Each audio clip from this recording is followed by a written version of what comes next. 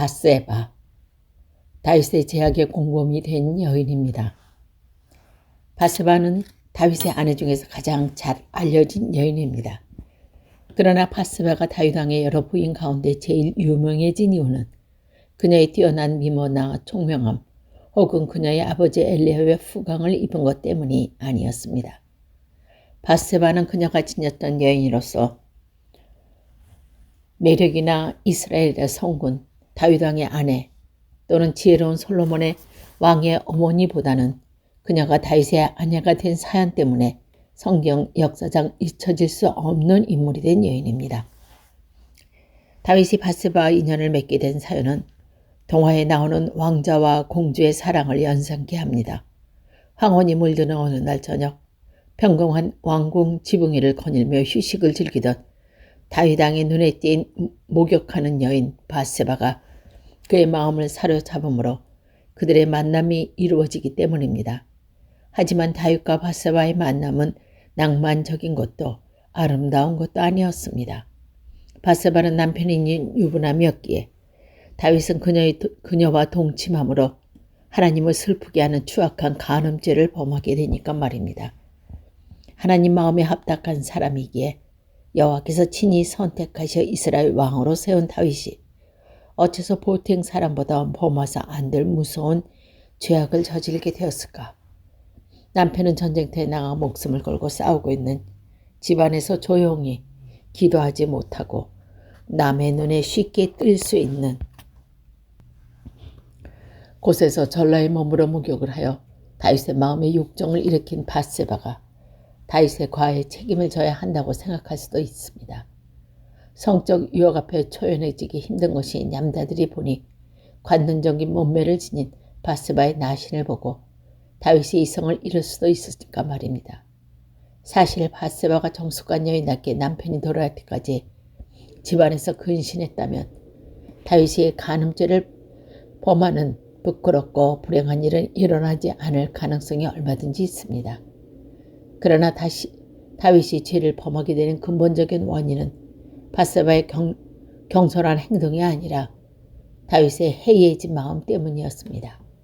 구체적으로 말하면 다윗은 궁전 지붕 위를 거느는 것으로 스스로 죄악의 길로 들어섰던 것입니다. 다윗이 밧세바의 아름다운 자태에 매혹되어 실족하는 밤, 그런 한가로의 궁전들을 선택할 입장이 아니었습니다. 당시 이스라엘은 암몬 자손을 멸망한 후 라빠를 포위하고 혈전 중이었으며 그의 군대 장관 요압을 비롯해 수많은 병사들이 그 전투에 참여하고 있었던 것입니다. 이런 비상시에 국가 원수인 다윗이 앞장서 진두 지휘관을 대신 홀로 왕궁에 남아 안락한 생활을 즐기고 있었다는 사실은 하나님의 백성 이스라엘 민족의 지도자로서의 자세를 잊고 있었다고 말해줍니다. 이처럼 자신의 본분과 위치를 망각하고 안일하게 휴식을 즐기는 그의 눈에 심히 아름다운 여인이 목욕하는 모습이 들어오자 다윗은 즉시 부하들을 보내어 그녀의 신분을 알아보게 합니다.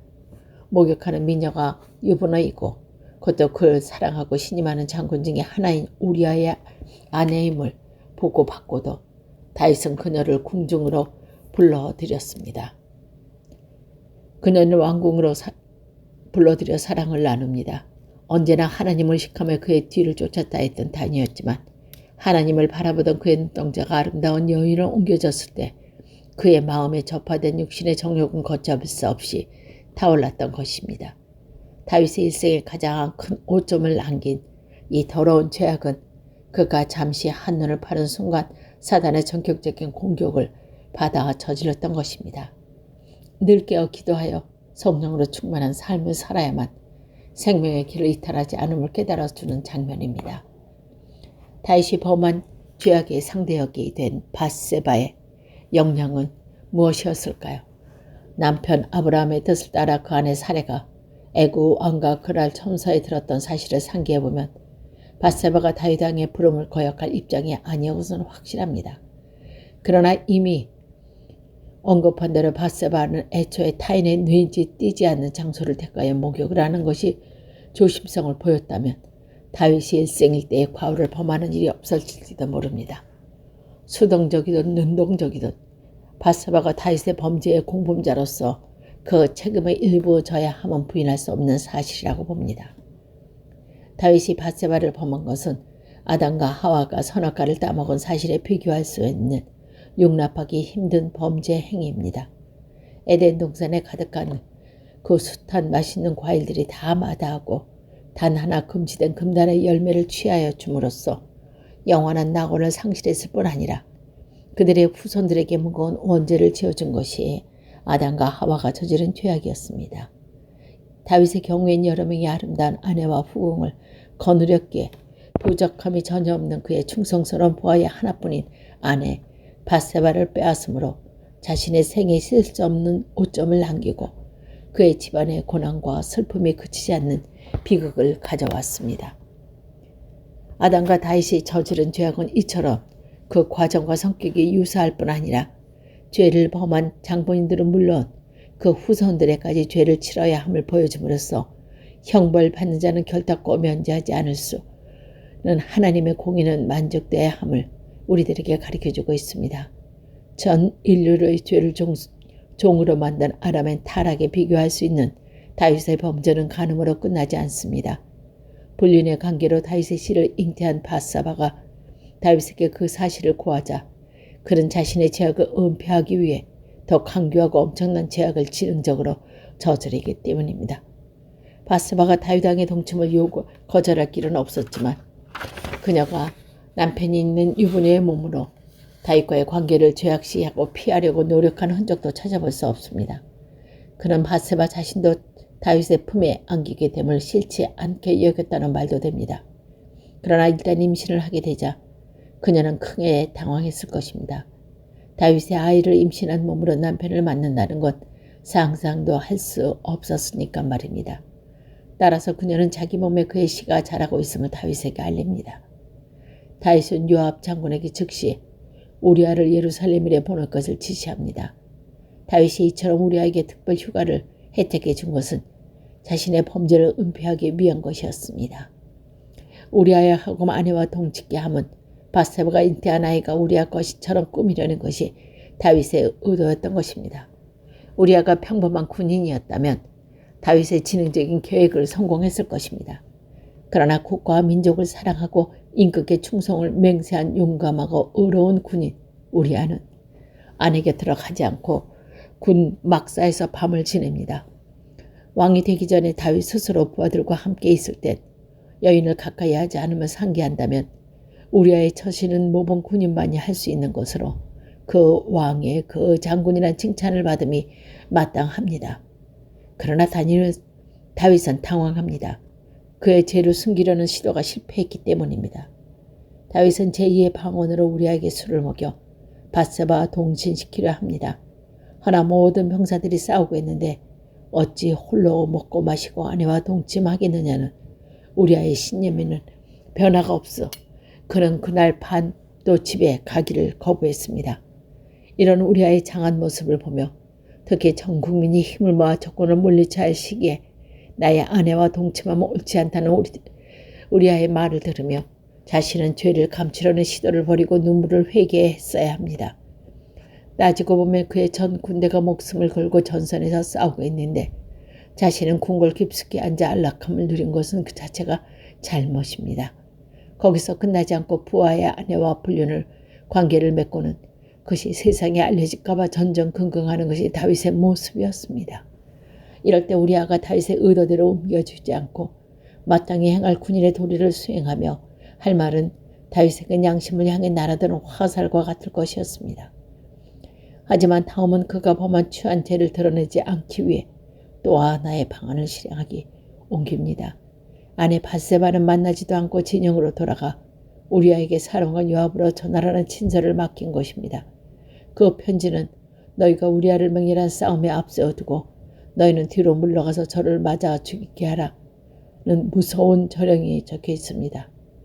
인간이 이처럼 악해질 수 있을까 의심할 정도로 다윗의 마음은 악랄하고 완악해진 것을 볼 수 있습니다. 다윗의 명령을 받은 모압 장군은 왕의 잘못을 지적하는 대신 왕명을 성공적으로 수행하기 위해 우리아로 하여금 적의 방위와 가장 가까운 곳을 공격합니다. 그것은 성을 공격할 때 성벽 가까이 접근하여 싸움을 돕고서 안 되는 군사적 작전의 기본 원리를 무시하고 말입니다. 이 전투에서 우리와 그와 함께 싸우던 병사들은 강렬한 전사를 하게 됩니다. 요압은 우리의 죽음을 의도적인 살인 아닌 자연스러운 전사처럼 꾸밈으로써 다윗의 신임을 얻은 동시에 왕의 약점까지 알게 되는 일석이조의 성과를 거둡니다. 그러나 그 일로 그는 다윗이 꾸민 살인극의 하수인이 됨으로써 하나님을 슬프게 하는 죄인으로 전락하였음을 잊고 있었던 것 같습니다. 우리가 전사함은 지은 죄를 묻어두려고 다윗의 결사적인 시도는 일단 성공한 셈입니다. 다윗은 우리아를 죽임으로 인해 간음죄에서 탐심죄로 살인죄까지로 범한 중죄인으로서 하나님 앞에 설 수밖에 없는 비참한 신세가 되어버립니다. 이처럼 다윗의 십계명 중 3개의 제목을 범하는 동안 임신한 사실을 다윗에게 알린 것 외에는 침묵을 지키면서 바세바는 우리아가 죽었다는 소식을 듣고 크게 울었다고 성경에 기록하고 있습니다. 바세바가 흘린 눈물은 남편의 죽음에 대한 형식적인 애도가 아닌 진정한 슬픔을 표현할 수도 있습니다. 그러나 남편이 전사하자 곧 다윗의 아내가 되었다는 점에서 그녀가 진천 남편 우리아를 사랑한 여인이라고 보여지진 않습니다. 우리아의 전사 보고를 요압으로부터 받은 다니엘의 반응은 어떠했습니까? 다윗은 상식을 벗어난 군사작전으로 부하를 잃고 군의 사기를 저하시킨 요압의 잘못을 나무라는 대신 은근히 그의 공로를 치하합니다. 반면에 강직하고 충성스러운 부하 우리아의 죽음에 대해선 애도의 뜻을 포하지 않고 형식적인 눈물조차 흘리지 않았습니다. 이는 사울왕과 그의 아들 요나단이 길보아 산에서 전사했다는 소식을 들었을 때 슬프 울며 금식하였던 것과 같이 너무나도 대조적인 태도였습니다. 그뿐 아니라 다윗은 기다리고 있었다는 듯이 바세바를 왕궁으로 불러들여 아내를 삼아버립니다. 인간으로서 해서는 안 될 칠면피한 짓이었습니다. 그러나 다윗은 왕권을 남용하고 부하의 아내를 범하고 그 죄를 감추기 위해 우리아를 죽이고 바세바를 자기의 것으로 만들어 버리는 일을 서슴없이 강행했습니다. 그의 이런 행위를 여호와 하나님은 심히 악하게 보고 계셨기에 선지자 나단을 보내서 다윗을 책망하십니다. 다윗을 찾아온 나단은 직접적으로 그의 죄악을 지적하지 않고 비유 하나를 들어줍니다. 어느 부자가 많은 양과 소유를 소유하고 있으면서 자기 집에 온 손님을 대접하기 위해 이웃의 가난한 사람의 전 재산인 양 한 마리를 빼앗았다는 나단의 이야기를 듣고 다윗은 분노합니다. 그처럼 부렴치하고 잔인한 사람을 그냥 둘 수 없다는 다윗을 향해 선지자 나단은 그 사람의 바로 당신이라는 직격탄이 던져집니다. 그때서야 다윗은 제정신을 돌아와 자기가 저지른 엄청난 죄악을 깨닫고 하나님 앞에 무릎을 꿇습니다. 하나님께서는 눈물로 회개하는 다윗을 용서해 주시기는 하지만 그의 죄에 대한 형벌을 잊지 않으셨습니다.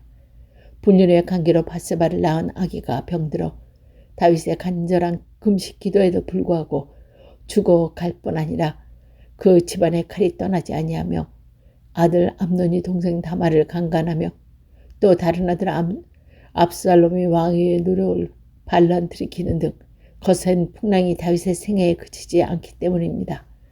그러나 사랑의 하나님은 내 속에 정한 마음을 창조하시고 내 안에 정직한 영을 새롭게 그의 죽음을 되찾아달라고 하는 다윗의 기도들도 외면하지 않으셨습니다. 다윗에게나 한 이스라엘 왕권을 빼앗지도 않으셨고 바세바에게 지나치진 아들 솔로몬을 주시는 축복을 허락하시니까 말입니다.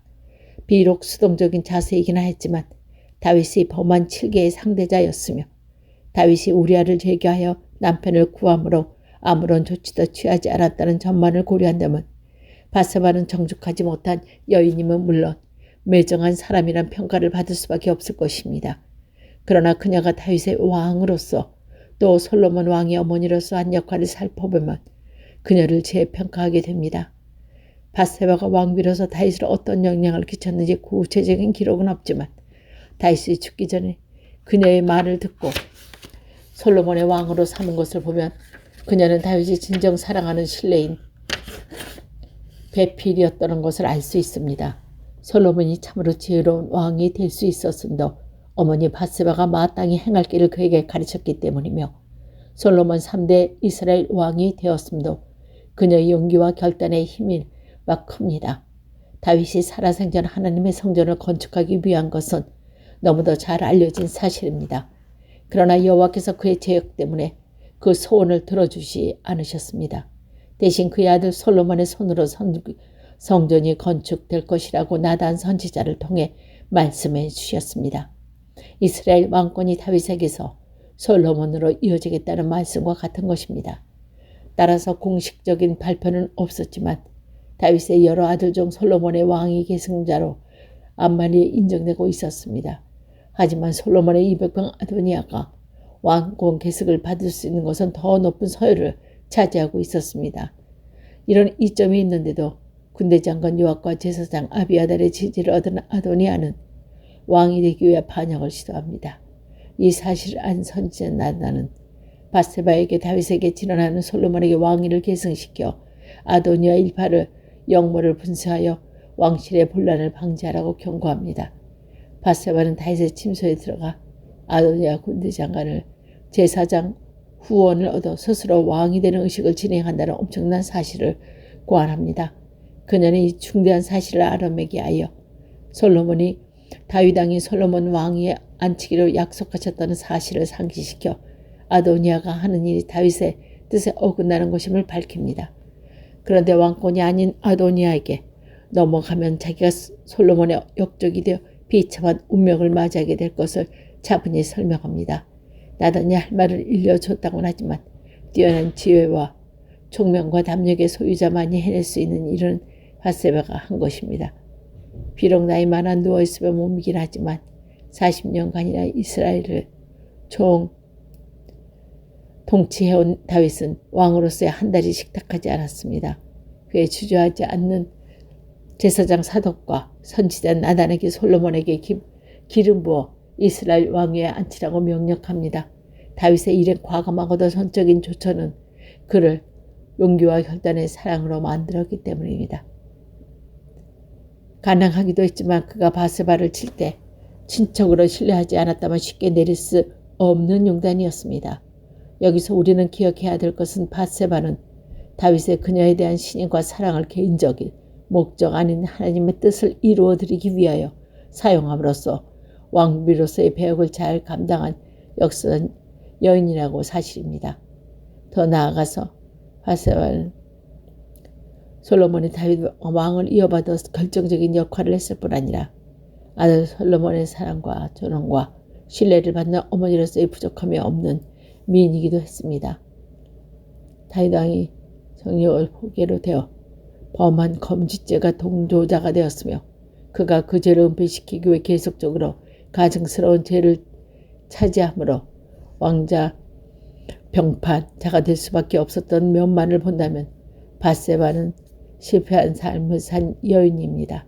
그러나 그녀는 이스라엘이 그의 뭉치지 아니 그의 통치에 그저 가장 장하고 거대한 나스가 되었던 솔로몬이 어머니로서 하나님의 뜻과 행동에 사랑이었다는 것을 다시 아내에게 말해주고 그리스도의 족보의 가운데서 영광된 삶을 산 여인이 되었습니다.